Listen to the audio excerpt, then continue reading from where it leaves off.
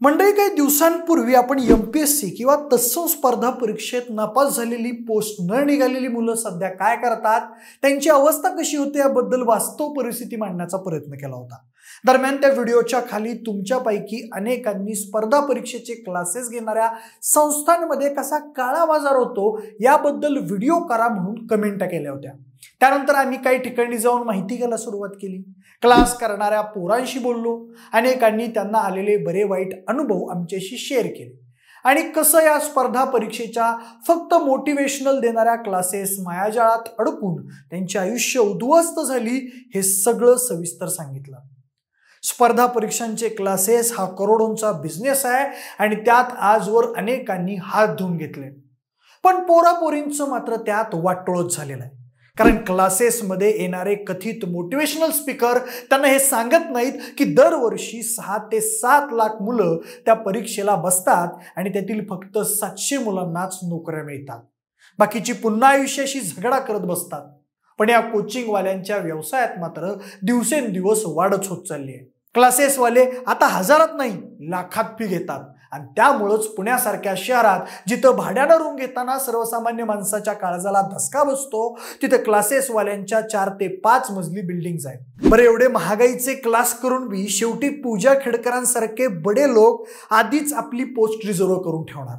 मग काय, पोरांनी फक्त कपाळ बडवत नशिबाला दोष द्यायचा बस। असो, आजच्या व्हिडिओतून आपण स्पर्धा परीक्षेच्या कोचिंग क्लासेसमध्ये कसा करोडोंचा टर्नओव्हर होतो आणि त्यामागे कसा काळा बाजार चालतो त्याचाच आढावा घेणार आहे। नमस्कार, मी प्रथमेश आणि तुम्हाला तर माहिती आहे आपला विषयच भारी। मंडळी, सध्या पुणे शहराच्या पेटा धुंडाळल्या तर तुम्हाला कळेल की बाहेरच्या जिल्ह्यातून आलेले लाखो तरुण तरुणी स्पर्धा परीक्षा क्रॅक करण्याचं स्वप्न बाळगून तिथं धडपडत आहेत। दरम्यान तिथं राहायचं म्हणजे क्लास लावून आलं, स्टडी रूम, जेवणाची मेस, भाड्याची खोली, नाश्ता यामुळे सध्या पुण्याच्या पेटा म्हणजे 1000 कोटी रुपयांची बाजारपेठ बनली आहे असं जाणकार मंडळी सांगतात। सध्या पुण्यातल्या अभ्यासकांमध्ये जागा मिळत नाही अशी स्थिती आहे। वसतिगृह फुल झालेले आहे। सावित्रीबाई फुले पुणे विद्यापीठाचं जयकर ग्रंथालय तर या विद्यार्थ्यांमुळे नेहमीच गच्च भरलेलं असतं। त्याशिवाय स्पर्धा परीक्षांच्या कोचिंग क्लासेसचं तर पेवच फुटलेलं आहे। या क्लाससाठीची फी देखील 40,000 रुपयांपासून 1.5 ते 2 लाखांपर्यंत गेली आहे। त्यातून मोठी आर्थिक उलाढाल होते आणि आजही असंख्य विद्यार्थी केवळ सरकारी नोकरीच्या हव्यासापोटी त्या मायाजाळात अडकत चाललेत, ते सुद्धा सरकार सगळ्या गोष्टींचं खाजगीकरण करत सुटलेलं असताना। हा मोठा विरोधाभास आहे सिस्टीम मधला। असो म्हणजे क्लासेसवाल्यांच्या काही खास स्ट्रॅटेजीज आहेत पोरांना त्यांच्याकडे अट्रॅक्ट करण्यासाठी। जसं की कुणीतरी प्रसिद्ध अधिकारी पकडायचा जो की एकतर क्लासवाल्यांचा मित्र असतो किंवा मग नातेवाईक, आणि दोन्हीपैकी कुणी नसेल तर अधिकाऱ्यांच्या फेमचा वापर करून त्यांना व्हिजिटचे थोडे पैसे देऊन किंवा राजकीय नेत्याकडून दबाव टाकत व्याख्यान देण्यासाठी बोलावलं जातं। मोटिवेशनल भाषणामधून पोरांपुढे त्यांचा आदर्श प्रस्थापित केला जातो आणि पोरं त्यांनी अंधारात दिव्याखाली बसून अभ्यास करत जशी पोस्ट मिळवली तशी आपण सुद्धा पोस्ट काढायची अशी स्वप्न रंगू लागतात। दुसरी स्ट्रॅटेजी अशी असते की स्पर्धा परीक्षेत यश मिळवलेल्या पोरांचे फोटो काढून त्यांचे डोळ्यात माना नाही तेवढे मोठाले होर्डिंग्स म्हणजेच बॅनर लावायचे आणि या सर्वांनी आमच्या इथं राहून परीक्षा क्रॅक केली असा मेसेज इच्छुकांमध्ये पास आउट करायचा। आता काही ठिकाणी तर खरंच त्या क्लासेसमधले यशस्वी पोरापोरींचे फोटो असतात, पण बऱ्याच ठिकाणी लावलेल्या बॅनरवरील अधिकाऱ्यांचा त्या क्लासशी काडी मात्र संबंध नसतो। पण तरीही मोटिवेशनला असुसलेली अनेक पोरं, त्यांचे पालक क्लासवाल्यांच्या त्या माइंड गेममध्ये अडकतात। दरम्यान जेव्हा पोरांचे रोल मॉडेल असलेले अधिकारी तिथं अंगावर काटा, डोळ्यात पाणी आणणारी भाषणं ठोकतात तेव्हा 100% पोरं क्लासवाले म्हणेल तेवढी फी द्यायला तयार होतात। त्यांच्यापैकी कुणी 10वी 12वीत 6 वेळा नापास होऊन IAS किंवा IPS झाल्याचं सांगतात, तर कुणी गरिबीतून संघर्ष करत राज्यात पहिला, देशात 3रा आल्याचं सांगतात। ते अधिकारी जणू क्लाससाठी ब्रँड अँबॅसेडरचं काम करतात। त्यांना पाहून आपल्या मुलाची आकलन क्षमता, त्याचा कल, छंद याची पर्वा न करता तुला अधिकारी व्हावंच लागेल असा पालक आग्रह करतात। तो बघ उन्हाडक्या करून अधिकारी झाला, तुला कशी पोस्ट निघणार नाही म्हणत पोरावर दबाव टाकला जातो। पण हा सगळा क्लासवाल्यांनी लावलेला ट्रॅप आहे, पालकांच्या किंवा मुलांच्या हा लक्षात येत नाही आणि मग सुरू होते खरी गेम। तुमची बौद्धिक पात्रता असो वा नसो, आमचा क्लास लावला की तुम्ही 100% अधिकारी झालाच म्हणून समजा, त्यामुळे तुम्ही आमचा क्लास लावणं किती गरजेचं आहे हे वारंवार पटवून सांगितलं जातं।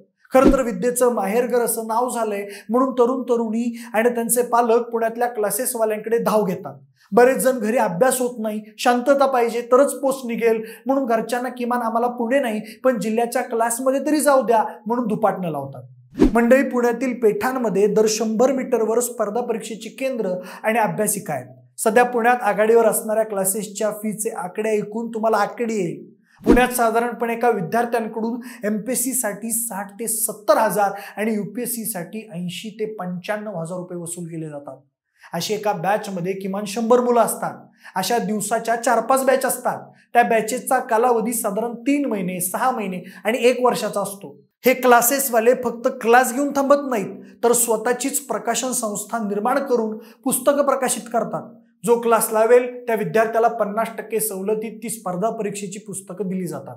दरम्यान परिस्थिती नसताना पालक क्लासेसच्या ऍडमिशन फीज भरायला तयार होतात कारण क्लासवाल्यांनी त्यांना तशी भुरळ घातलेली असते. मग इतके पैसे भरूनही 98% मुलं अपयशीच ठरतात. आता त्यात काही त्या मुलांचा किंवा क्लासेसवाल्यांचाच सगळा दोष आहे असं नाही, पण हीच खरी वस्तुस्थिती आहे. आता आणखी विशेष सांगायचं म्हणजे क्लासेसवाल्यांच्या जाहिरातींमध्ये तज्ज्ञांचे विशेष मार्गदर्शन असा एक आकर्षणाचा पॉइंट असतो. आता ते तज्ज्ञ कोण? तर पूर्वीच्या बॅचमधील एखादा विद्यार्थी जो स्पर्धा परीक्षा पास झालेला नाही किंवा स्पर्धा परीक्षेची तयारी करतोय त्यालाच किमान वेतनावरती किंवा पर लेक्चर काही रक्कम पेड करून मार्गदर्शन करायला बोलवतात. बरं, पोरांकडून इतके पैसे घेऊनही क्लासवाले म्हणतात आम्ही फक्त दिशा दाखवण्याचं काम करतोय, यश मिळेलच याची शाश्वती नाही. पण तोवर कुणीतरी स्वप्नात लाल दिव्याच्या गाडीत देखील बसलेला असतो, माघारी प्रयत्नाचे रस्ते बुजवून. मंडळी, आता याला तुम्ही ब्रेनवॉश करणं म्हणा किंवा मग दिशाभूल करणं, पण अशा रीतीनं पोरं क्लासच्या संस्कृतीला बळी पडतात आणि स्वतःची फरफट करून घेतात. कारण जेव्हा घरातून अतिरिक्त पैसा वाया जातो, 3-4 वर्ष घासूनही पोस्ट निघत नाही, तेव्हा तो गेलेला पैसा परत कसा मिळवायचा याचं बर्डन घेऊन अनेक जण गावी परततात. त्यातले कित्येक जण आज कुणाच्या हाताखाली गवंडी काम तर कुणाच्या दुकानात सेल्स म्हणून काम करत आहेत. काहींनी तर असाही आरोप केलाय की मुळात जी माणसं स्वतःच स्पर्धा परीक्षा पास होऊ शकली नाहीत त्यांनीच क्लासेस काढून आपलं बस्तान बसवलंय. आता त्यात किती तथ्य हे आरोप करणाऱ्यांना आणि क्लासेसवाल्यांनाच माहिती. मंडळी, स्पर्धा परीक्षा जरी अगदीच वाईट नसली तरीही हे वास्तव नाकारून चालणार नाही की त्यात अपयश आल्यानं पोरांची ऐन उमेदीची वर्ष वाया जातात. आर्थिक चणचण, वय वाढत जातं, घरची जबाबदारी, सामाजिक तणाव यामुळे पोरं पार खचून जातात. त्यात त्यांची भयान घुसमट होते आणि मग पोरं नको त्या मार्गाला लागतात. आता यासाठी फक्त क्लासवाल्यांना आरोपीच्या पिंजऱ्यात उभं करून चालणार नाही, कारण मुळातच त्या सगळ्याचं मूळ स्पर्धा परीक्षेचा नको इतका झालेला गवगवा, अधिकाऱ्यांना मिळणारं फेम आणि पोरांना न मिळणारं करिअर बाबतचं योग्य मार्गदर्शन यात दडलेलं आहे. बाकी प्रामाणिकपणे अभ्यास करणाऱ्या विद्यार्थ्यांचं खच्चीकरण व्हावं हा या व्हिडिओचा उद्देश अजिबातच नाहीये, पण स्पर्धा परीक्षेचा बाजार मांडणाऱ्यांचं वास्तव तुम्हाला कळावं यासाठी केलेला हा छोटासा प्रयत्न. बाकी तुम्हाला ही माहिती कशी वाटली ते आम्हाला कमेंट करून नक्की सांगा. तसंच तुम्हाला असा कधी अनुभव आलाय का हे देखील आम्हाला कमेंट बॉक्समधून नक्की कळवा. जर हा व्हिडिओ आवडला असेल तर लाईक आणि शेअर करा. सोबतच असेच आणखी माहितीपर व्हिडिओज पाहण्यासाठी आपल्या विशेष भारी या YouTube चॅनलला देखील सबस्क्राईब करायला विसरू नका. धन्यवाद.